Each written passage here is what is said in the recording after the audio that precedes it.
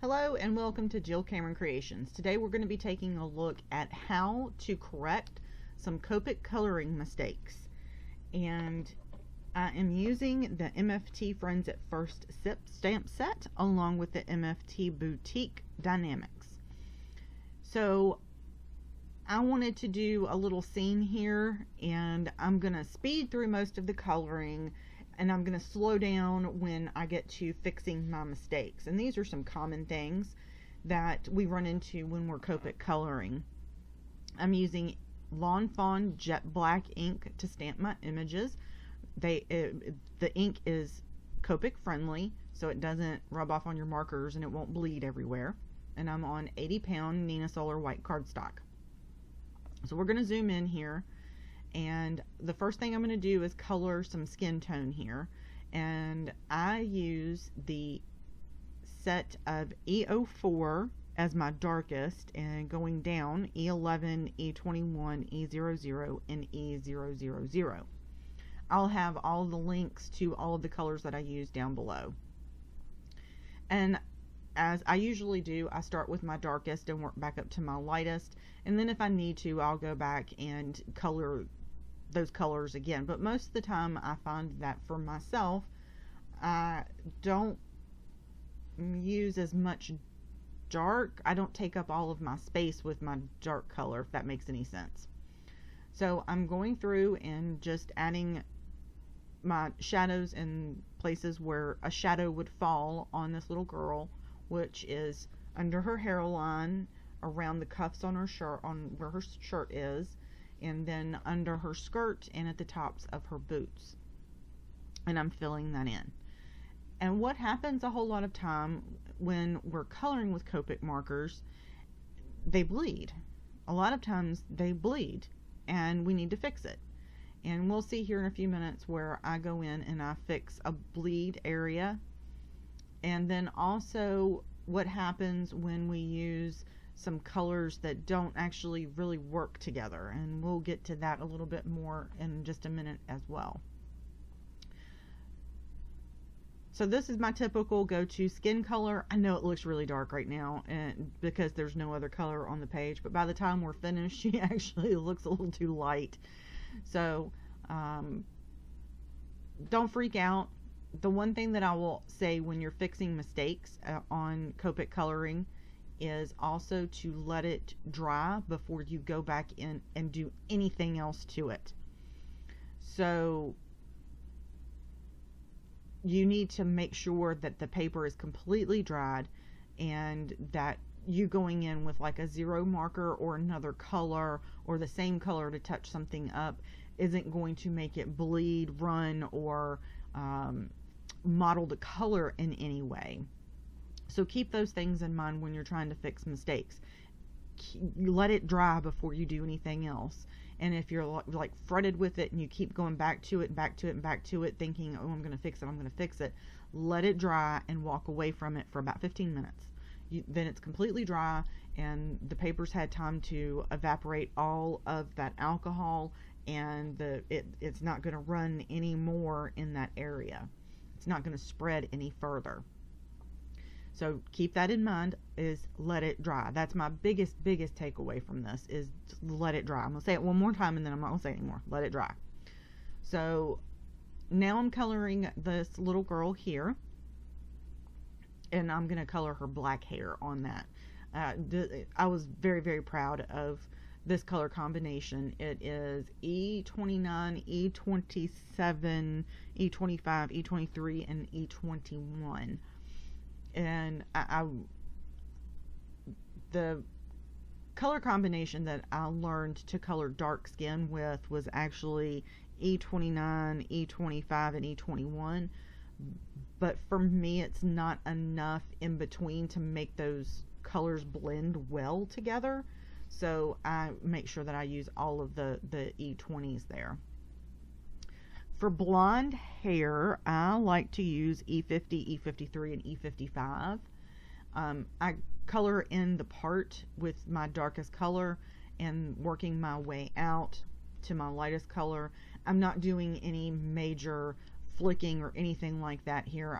I am doing some flicking so that I get a little bit of texture, but I'm not too concerned with a great deal of texture because there's going to be a whole lot going on my card here. I'm going to build up a little scene using some patterned papers and the Boutique Dynamics set. So I'm not really worried about a whole lot of very serious detail in their hair. For black hair, I'm using 100, W7, and W9. I am coloring in my darkest color, like behind what would be behind their shoulders, because that's what's going to be the darkest part of their hair. I'm also coloring in a part on her and flicking out from there so that I have a place that it has some definition for her head. And then I'll go in with my second darkest and my third. And you'll notice I'm going between, on some colors I'm using a 5 marker blend, and on some I'm going to use a 2 marker blend. So it just depends on what I'm working on and how big of an area I have and how much definition I want to put in there. So and that's going to be for everything. Alright, so here's my first mess up. So I went with the RV21 and RV23, and I didn't really think I didn't think I had a marker that would be dark enough, darker than the RV23 in that same tone, that it would stand out. So I tried to shade with a gray marker, and you can see on the cuff of her shirt right there, that it's already starting to bleed. And reds and RVs, just the red violets and the reds just bleed terribly. Well, I was okay with the shirt, but I am trying to keep my coloring as simple as possible and trying to use the same colors on both ladies. So I went in with my C marker to do the shadow on her pants, and it turned purple, which, okay, that's perfectly fine, and it could be a shadow color there, but I didn't like it. So I went in with an RV19 on the darkest where the shadows would be. So this is an RV19 that I'm going to go in, and I'm just putting those same lines right over top of that C3. And that's one thing that is really great about Copic markers, is that they are actually really forgiving, because they're transparent, translucent colors. You can see through them. You can layer colors on top of each other. So if you don't have a color, you can use C markers most of the time. I just didn't happen to like how that turned out. Now maybe if I had used a C5 or a C7, it would have not turned as purpley looking and would have looked more like a shadow in there. But the RV19 worked really well, and I just went in and added that in the same places. I added a little bit less of it probably than I should have. I probably should have added just a shade bit more on her pants. But then I went in and softened all those edges up, but her jeans bled really bad. See right, I'm sorry, you saw it, so it's bleeding real bad. So let's go in and fix it. So the first thing we're going to do is we are going to have the colorless blender, and then we're going to have a white gel pen. White gel pens are amazing. The colorless blender doesn't actually erase the color, it pushes the color back into the image. So, and reds and RVs are really difficult to make that color disappear from the paper. But the biggest thing is you do a little bit and then you let it dry. Okay, I lied. I said it more than another time, but you need to let that paper dry, because you see the color change on the paper. You see where it looks like it's just a little gray spot there? That's actually the alcohol on the paper, and it needs to evaporate. Once it evaporates, you can go back in again with your colorless blender. But we don't actually need to do that. We need to let it dry, and I actually have a little visual here before you color more of the image. Ta-da! So then we're going to go back in, and I forgot to color the cuffs of her. I said that these were the cuffs of her jeans instead of the tops of her boots. You can color them as the tops of her boots, but I like that they were cuffs on her jeans. So I let it dry, and then I'm going to continue to color here, and then we're going to go in and add some additional fix that mark on the outside there a little bit better. We're going to do that with a white gel pen. And a white gel pen, you're looking at the final card, you're not going to see it. And the only way you're going to see it is if you tilt it in the light and you're looking for it. But you're just going to go back over that right up against that black mark, and you're never going to know that that was there. Ta-da! After it dries, it's such a fine line, you don't see it. And cover that up. Ta-da! Done. When you die cut it, you're never going to know that there was anything wrong there. See, it's all nice and cleaned up now. White gel pen to the rescue. Ta-da!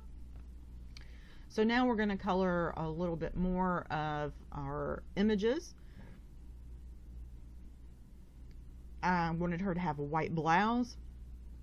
White has shadow, so I used a C3 and a C1 to add some shadow there. And I'm going to also add white stripes on this other girl's dress. And I used a C3 and a C1 to do that as well. And towards the top up here is a little difficult to tell which one was which, because there's a coffee cup. She's got holding a coffee cup right there, so it's kind of hard to tell the lines there. But we got it done. And then I'm going to do aqua. Is going to be the next color set that I use, and that is going to be for the stripes on the dress and also her shirt.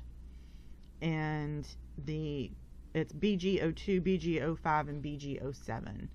And I sped this way up, so I wish I could color this fast. I really do. I wish I could color this fast.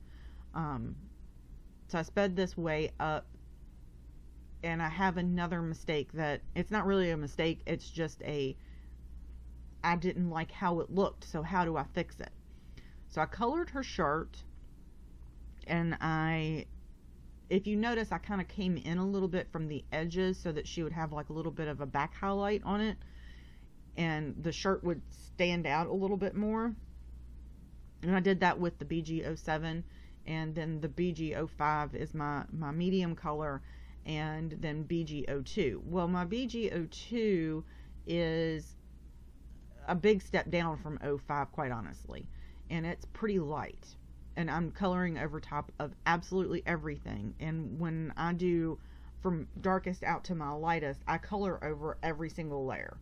Well, as this dries, see on her shirt right there, it's not the center of her shirt and the arm of her shirt didn't blend very well. But what I'm gonna do is I'm gonna let it dry. I stuck a note in there to remind myself to put that graphic in there, and I thought I cut it out. Oh, that's fantastic. So I'm letting it dry while I'm coloring the stripes on the other girl's shirt, and I'm going to get those colored up, and then I am going to go back and do another layer of color on the sweater so that it will blend a little better. And sometimes that's what you have to do, is just go back in with another layer of color. And because you can see through a Copic marker, it is easy to build those color layers. But the reason that I say let it dry in between is because it looks different when it's wet and when it's dry. So I just went back over everything with an 02 again to make sure that that's what it needed, and that's exactly what it needed, and it blended out great. It was absolutely beautiful after that. Added a little bit of cheek color for both girls. I used an R20 and an R02, and now we're going to color the boots and the pocketbooks all the same color, and those are E71, 74, 77, and 79. I used a whole bunch of markers for this, but I still tried to keep it pretty simple. And on the blonde girl, you'll notice that I have a center highlight on her, and she's going to be off to the left hand side. But because my girl, my black haired girl, is kind of standing a little bit to the side, I kind of did an off center highlight on her. Nothing really fancy, I pretty much always do center highlights on everything I do. I don't do directional light from the left or right unless it's something special that I'm trying to do, or the way that something is drawn just happens to look better that way. But most of the time I do a center highlight on pretty much everything I do. It's just easier that way to me. One of my favorite Copic artists that I watch a whole lot is Kelly Letavola, and she does all of her highlights from the top right, I believe. And for me, it's just easier to do stuff on the center. I generally don't do anything real fancy on that. But you can change your direction. And I'm going to be doing a video in the future on some shading, and I'm also going to have a Copic quick start guide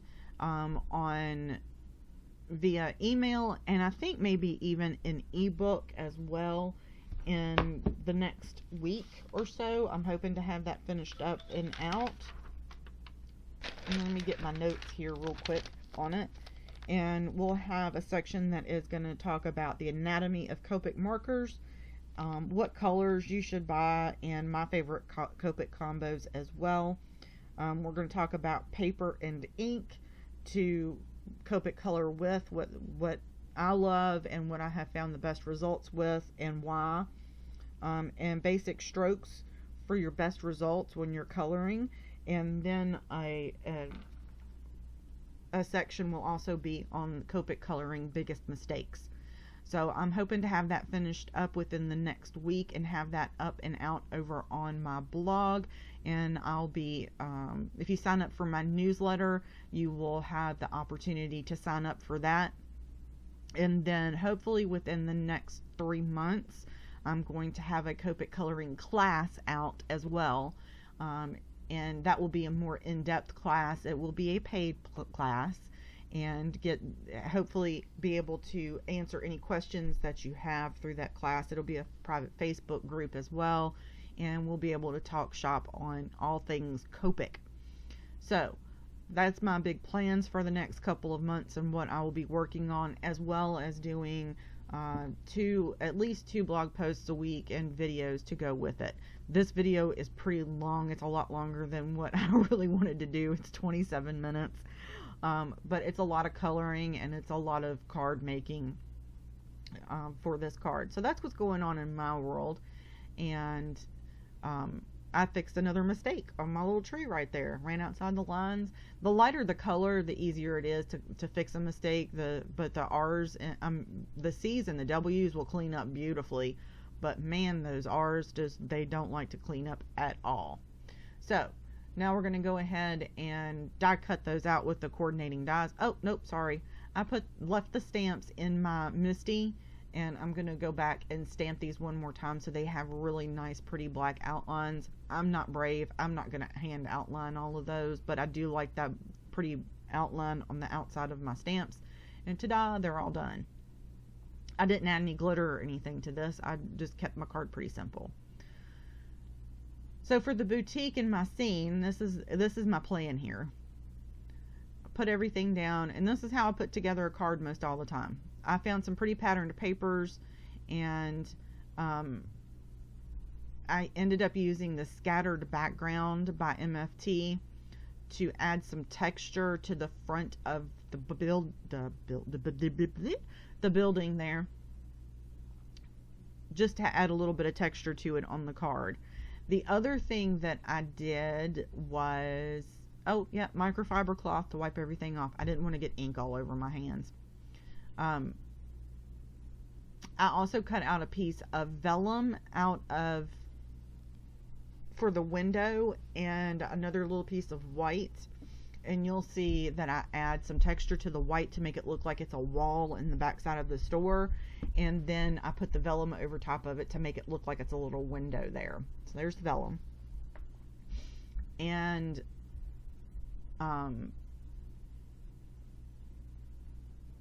there's my card front. And I was trying to figure out whether or not I really wanted to, if I just wanted to cut that out and it be the same, the 4 1/4 by 5 1/2, or if I wanted to cut that out. So I decided I would use a stitched rectangle die, A2 size. It's from MFT. And I also cut the green out, just a little piece of the green, and then I cut the top of it with a stitched hillside borders from Lawn Fawn, I believe. And I'll have all the products linked down below. So I just cut this out, use a little washi tape to hold it in place so it didn't move around too much. Ran that through my die cutting machine. I'm using a Platinum 6 by Spellbinders. I am in love with that die cut machine. It is amazing. It cuts. It has a little bit wider cutting area, I think, than the Big Shot does, because even if I have my die over on the very, very edge of my plate, and it still cuts beautifully. I just absolutely love it. So I decided I needed a little extra something on the top there, so I pulled out a hillside border die just to give it a little wave, a little bit of a wave. I just ate dinner a little bit ago, so I'm feeling kind of sleepy and tired and goofy, so I'm sorry. And so I did that, and I also added a little bit of Copic coloring to that reddish brown that is the top of the building. It's supposed to be the hangover part of it. And on colored cardstocks, your Copic are going to act really, really different than they will on a Copic friendly paper like Nina. So I used what looks like really dark colors, but they fade back so much. And then all I did was I added some shading in where all the lines are, on the score lines are on the roof edge right there. And I went in with a W7 and a W4,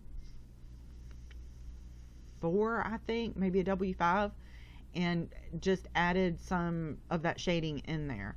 And even after I did that, I still needed something else, so I went in with a W5, I think, and just added a little bit more shading along that edge right there. But you see, as I'm putting that marker down, it looks pretty dark, but it shades, it falls back, it lightens up so much because it bleeds into the paper so much. And that's perfectly fine. That's exactly what I wanted. I just wanted that little bit of shading that's on there, just to give it some texture and a little bit of something. So now I'm going to add Scotch foam tape. I have the roll in my lap, and I'm just going to cut some strips of it here, and I'm going to add it to the back of the roof of the building.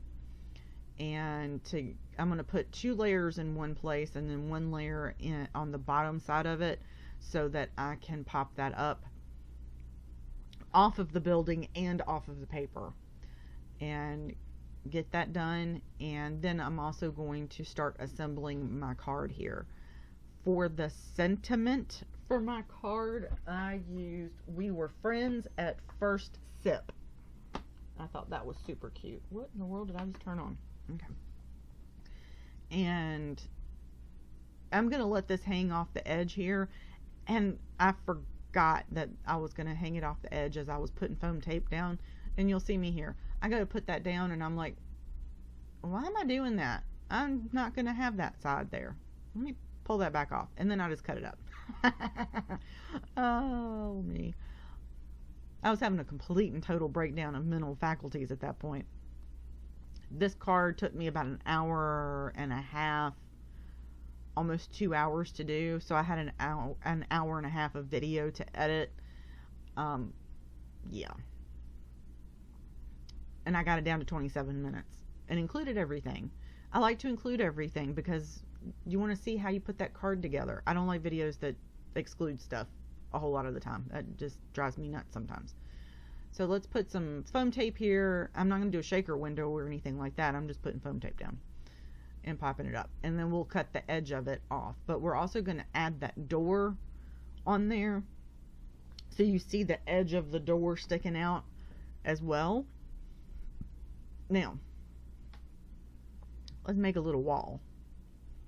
I'm going to use the excuse me, a little bit of a hiccup there.